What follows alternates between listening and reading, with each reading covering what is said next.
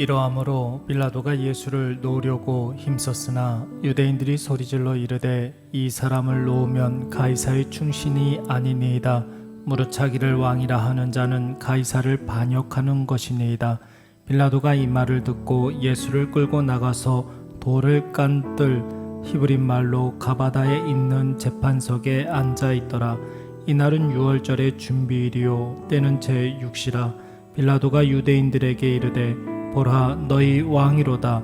그들이 소리 지르되 없이하소서 없이하소서 그를 십자가에 못 박게 하소서.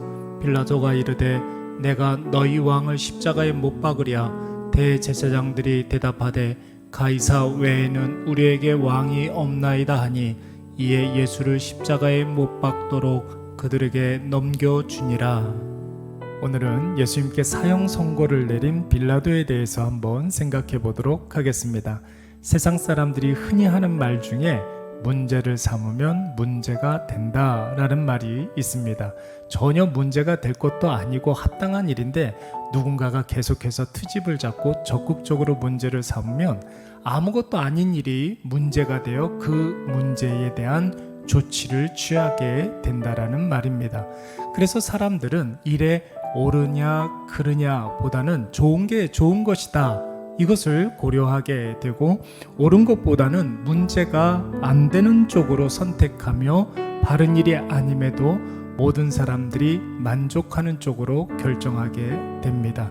그러나 여러분, 옳지 않은 일은 반드시 더 큰 문제를 야기하게 되고 의로움보다 사람들에게 맞추는 것은 오히려 자기를 더 큰 구렁텅이로 몰아넣는 것입니다.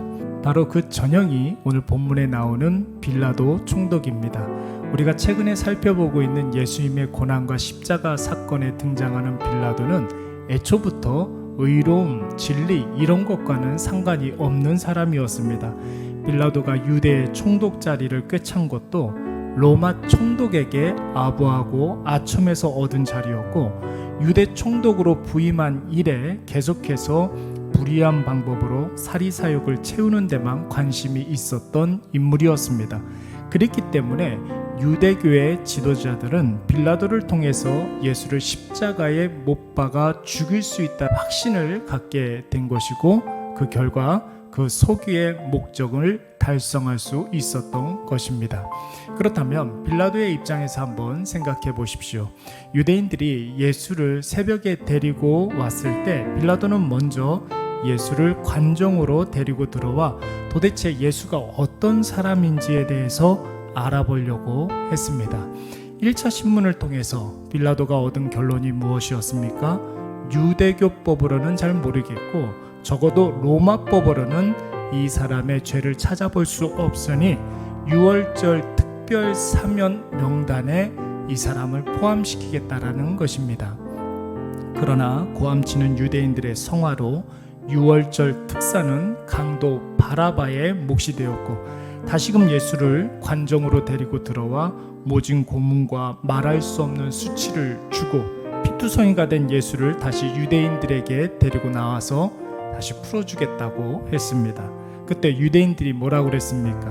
만약에 예수를 풀어주면 유대교의 이름으로 로마 총독에게 다이렉트로 보고하여서 빌라도의 무능력함을 고발하고 빌라도가 반역자와 내통하겠다고 고소를 하겠다고 엄포를 놨습니다. 그러자 빌라도가 어떻게 했습니까? 평상시 그의 성품과 방식대로 유대인들에게 만족을 주고자 정당하지는 않지만 불의하지만 예수에게 십자가 사형을 선고해버리고 말았습니다. 빌라도는 예수님에게 그 어떤 죄도 발견하지 못했습니다. 그래서 빌라도는 예수님을 풀어주려고 했습니다. 한 번만 그런 것이 아니라 무려 3번이나 예수님을 풀어주려고 했습니다. 그러나 성난 유대인들의 민심이 두려워 자기 자리가 뺏길까봐 자기가 불이익을 받을까봐 예수님을 십자가에 못 박으라고 선고해버렸던 것입니다. 이 사실에 대해서 어떤 분들은 빌라도도 그러면 어쩔 수 없었겠는걸? 나라도 어쩔 수 없었겠다. 빌라도의 잘못이 아니라 유대인들의 잘못이잖아. 이렇게 생각할 수 있겠으나 여러분, 우리가 꼭 기억해야 될 것은 하나님께서 가장 싫어하시고 진노하시는 말이 하나님 나 어쩔 수 없었습니다 입니다. 빌라도는 무엇이 진리인지 알았습니다. 빌라도는 무엇이 옳고 무엇이 그른지를 잘 알았습니다. 그러나 그는 자신의 일신을 보호하기 위해서 조금이라도 불이익을 당하지 않기 위해서 진리이신 예수 그리스도를 십자가에 못 박아 버렸습니다. 그 결과 어떻게 되었습니까? 아직도 빌라도 가문이 번창하고 있을까요? 그래서 빌라도가 모든 사람들이 본받을 만한 위인이 되었습니까? 그는 수천 년 동안 수많은 그리스도인들에 의해서 공식적으로 진리이신 예수 그리스도를 죽인 자가 되었고 사도신경에까지 명시된 예수 살인자라는 낙인을 떠안아야만 했습니다.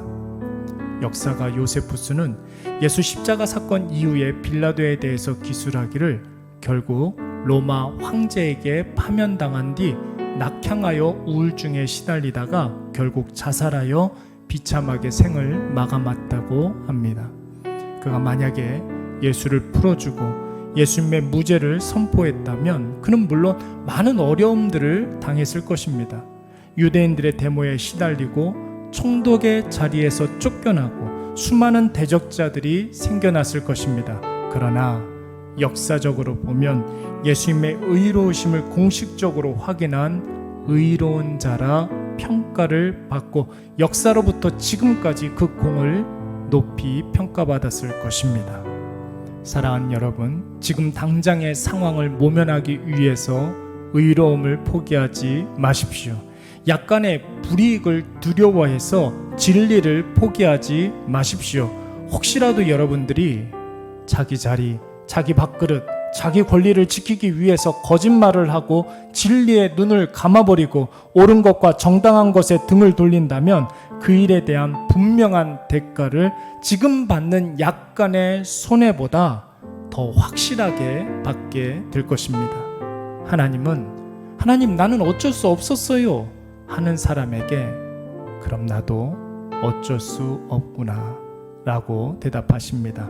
그러나 담대하게 진리를 행하고 다음 일이 없는 것처럼 의로움을 행하게 되면 그 진리 행함과 그 의로움은 반드시 하나님께서 평가하시고 판단하실 줄로 믿습니다. 오늘 이것을 꼭 기억하셔서 사람을 기쁘시게 하는, 사람에게 적선을 구하는 어리석은 자가 아니라 하나님만을 기쁘시게 하는 지혜로운 자가 되시기를 간절히 축원합니다. 우리 한번 기도하겠습니다. 하나님, 우리의 삶 속에 결단코 사람을 두려워하지 않게 하여 주시옵소서. 무엇보다 오직 하나님 앞에서 진리를 행하는 데 담대하게 하여 주시옵고 진리와 의로움을 행한 후에는 하나님 외에 다른 것으로 두려워하지 아니하도록 주여 우리에게 믿음의 용기와 진리의 담대함을 허락하여 주시옵소서. 예수님의 이름으로 기도드리옵나이다. 아멘.